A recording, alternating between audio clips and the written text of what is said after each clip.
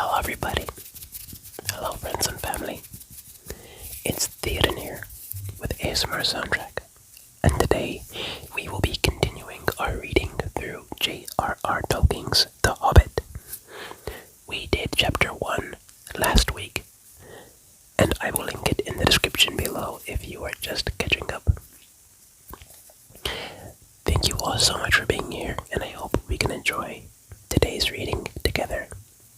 Today we will be reading chapter 2. The Hobbit, chapter 2. Roast Mutton. Up jumped Bilbo, and putting on his dressing gown, went into the dining room. There he saw nobody, but all the signs of a large and hurried breakfast. There was a fearful mess in the room, and piles of unwashed crocks in the kitchen. Nearly every pot and pan he possessed seemed to have been used. The washing up was so dismally real that Bilbo was forced to believe the party of the night before had not been part of his bad dreams, as he had rather hoped. Indeed, he was really relieved after all to think that they had all gone without him, and without bothering to wake him up. But with never a thank you, he thought. And yet, in a way, he could not help feeling just a trifle disappointed. The feeling surprised him. "Don't be a fool, Bilbo Baggins," he said to himself, "thinking of dragons and all that outlandish nonsense at your age." So he put on an apron, lit fires, boiled water, and washed up. Then he had a nice little breakfast in the kitchen before turning out to the dining room. By the time the sun was shining and the front door was open, letting in a warm spring breeze, Bilbo began to whistle loudly and to forget about the night before. In fact, he was just sitting down to a nice little second breakfast in the dining room by the open window when in walked Gandalf. "My dear fellow," he said, "whenever are you going to come? What about an early start? And here you are, having breakfast, or whatever you call it, at 10:30. They left you the message because they could not wait." "What message?" said Bilbo. "What message?" said poor Mr. Baggins, all in a fluster. "Great elephants," said Gandalf. "You are not at all yourself this morning. You have never dusted the mantelpiece."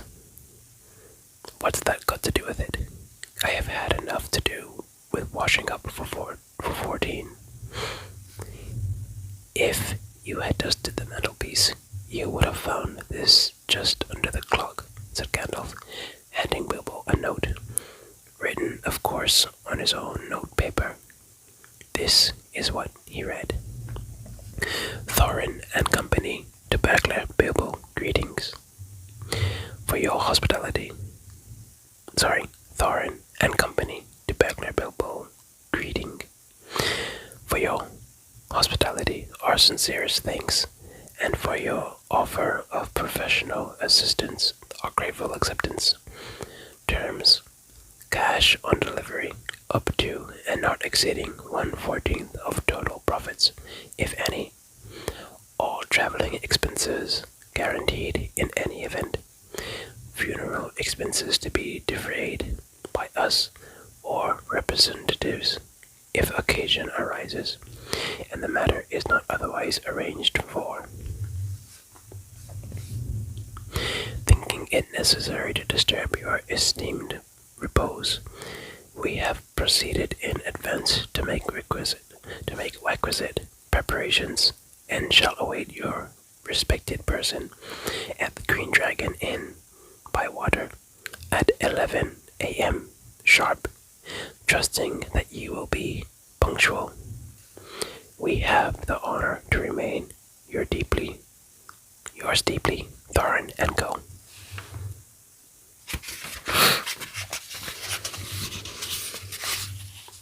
"That leaves you just 10 minutes.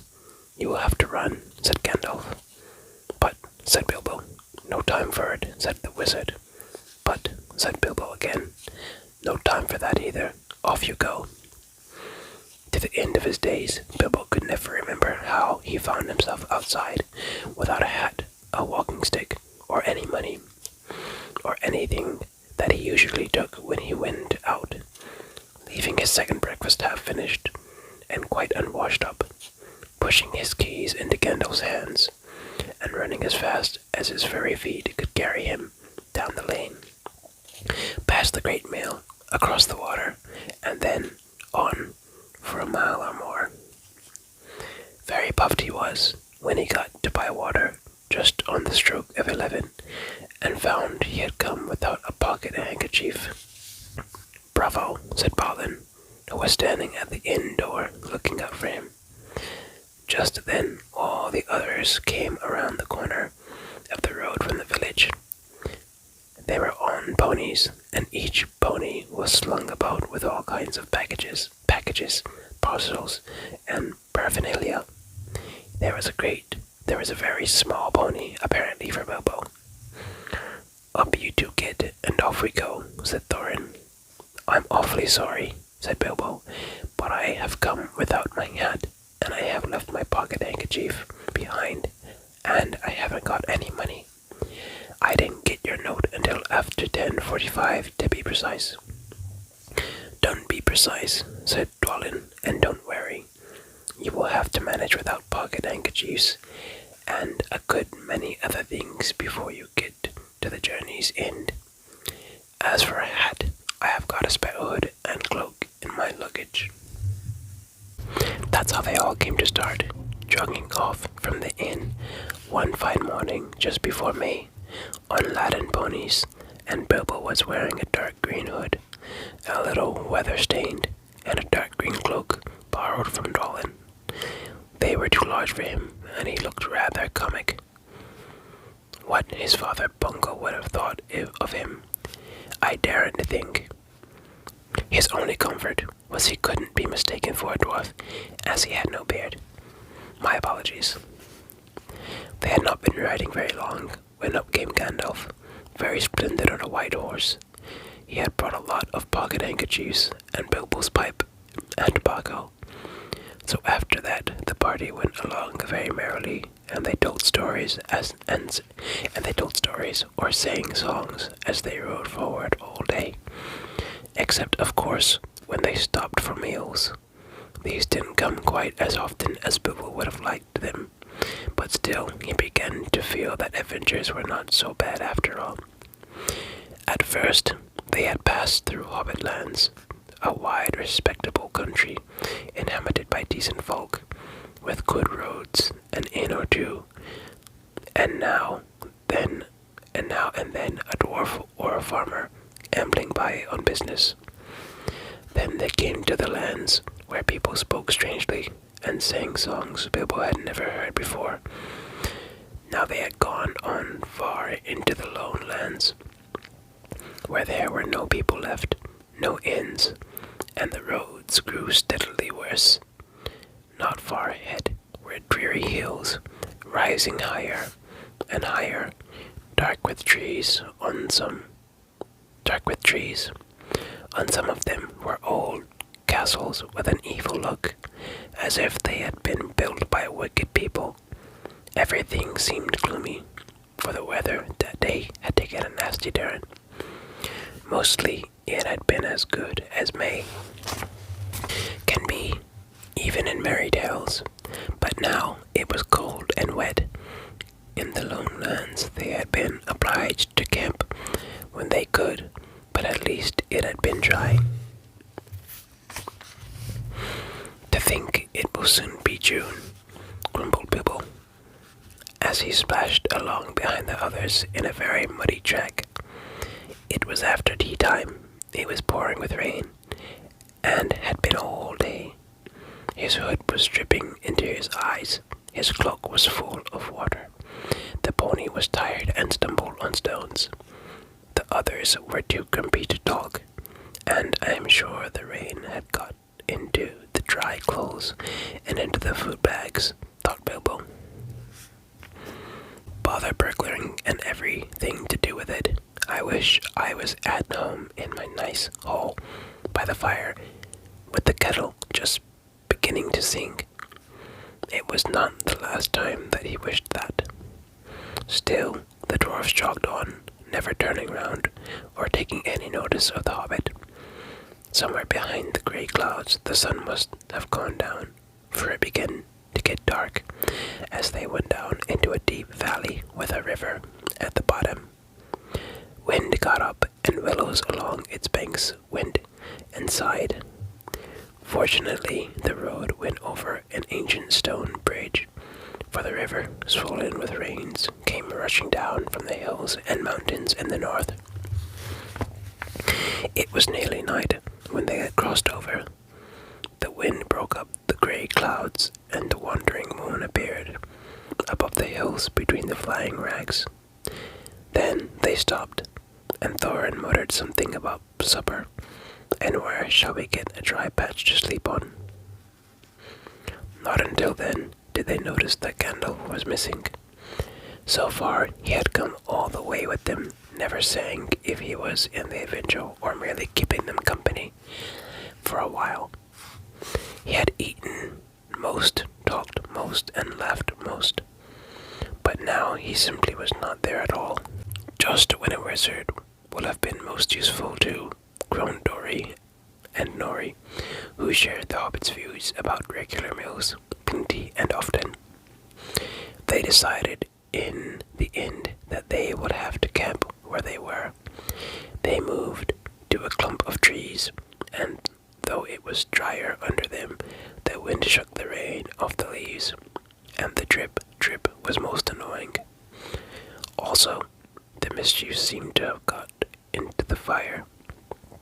Dwarves can make a fire almost anywhere, out of almost anything, wind or no wind, but they could not do it that night, not even Oin and Gloin, who were especially good at it. Then one of the ponies took fright at nothing and bolted. He got into the river before they could catch him, and before they could get him out again, Fili and Gili were nearly drowned, and all the baggage that he carried was washed away off him.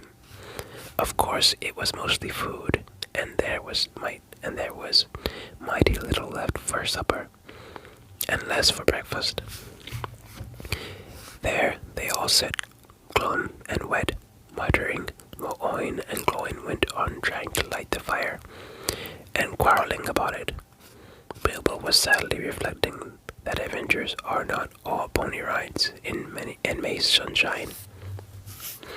When Balin, who was always there, looked out, and when Balin, who was always their lookout man, said, "There's a light over there."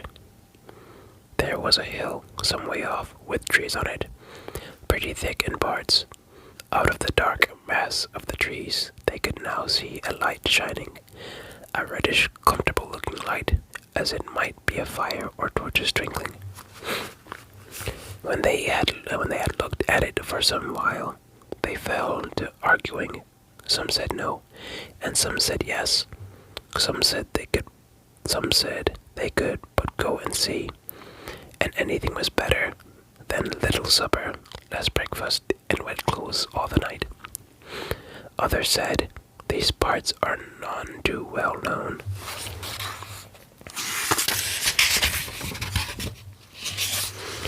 and are too near the mountains. Travelers seldom come this way now. The old maps are no use. Things have changed for the worse, and the road is unguarded. They have seldom even heard of the king round here, and the less inquisitive you are as you go along, the less trouble you are likely to find." Some said, "After all, there are 14 of us." Others said, "Where has Gandalf got to?" This remark was repeated by everybody.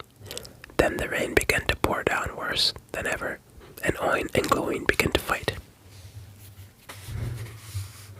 That settled it. "After all, we have got a burglar with us," they said. And so they made off, leading their ponies with all due and proper caution, in the direction of the light. They had came to the hill and were soon in the wood. Up the hill they had went, but there was no proper path to be seen, such as might lead to a house or farm.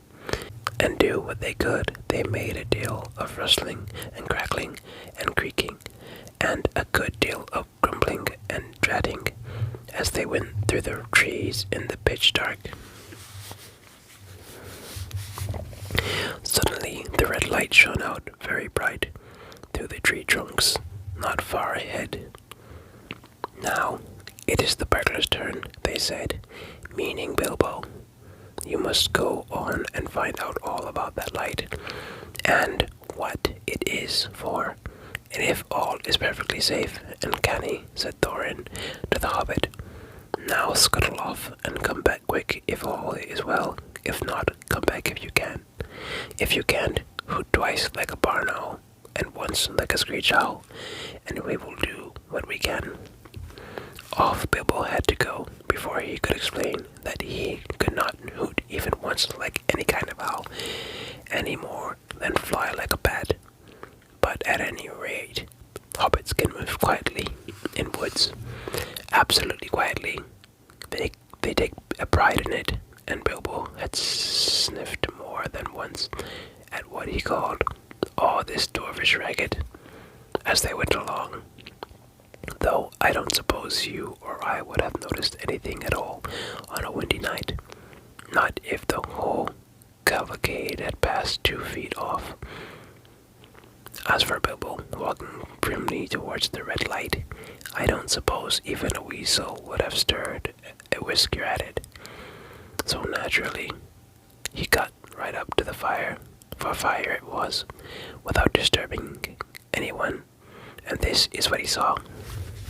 3 very large persons sitting round a very large fire of beech logs. They were toasting mutton on a long spits of wood and licking the gravy off their fingers.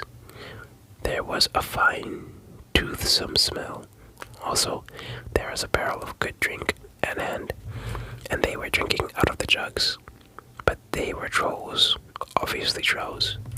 Even Bilbo, in spite of his sheltered life, could see that, from the great heavy faces of them, and their size, and the shape of their legs, not to mention their language, which was not drawing-room fashion at all. At all. Mutton yesterday, mutton today, and blimey, if it don't look like mutton again tomorrow, said one of the trolls.